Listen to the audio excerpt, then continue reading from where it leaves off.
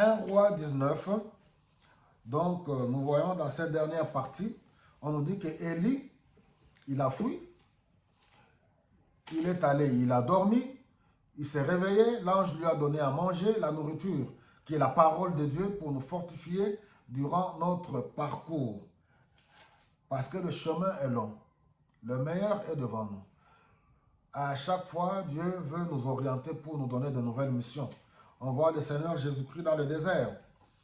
Il fallait qu'il puisse faire le choix de 12 disciples. Il est allé prier et jeûner. Dès qu'il est sorti de là, rempli de la puissance de Dieu, et le diable ne pouvait pas le vaincre, et il est allé dans la synagogue pour parler, et après il a commencé à appeler les disciples. Ici, je prends juste le verset 8 à la fin. Quand il a marché 40 jours et 40 nuits, on a dit que c'est une période d'orientation spirituelle, et il arrive jusqu'à Horeb, la montagne de Dieu. Voilà. À Horeb, la montagne de Dieu, une fois de plus, la montagne Horeb représente, oui, la présence de Dieu. Là où Dieu se manifeste. Mais nous sommes aujourd'hui dans la nouvelle alliance. Notre corps est le temple de Dieu. Alléluia. Nous devons veiller, soigner notre relation avec le Seigneur.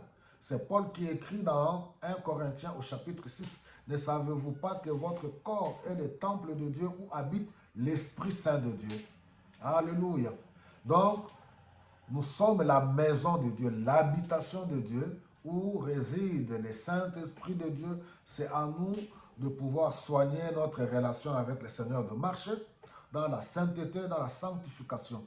La présence de Dieu n'est pas seulement à la montagne, j'en ai parlé la fois passée. Aujourd'hui, les gens pensent que non, il faut aller à la montagne.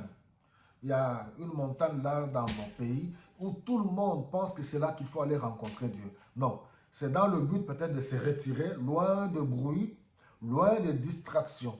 Dieu, nous l'avons en nous, pour celui qui a accepté Jésus-Christ dans sa vie comme Seigneur et Sauveur.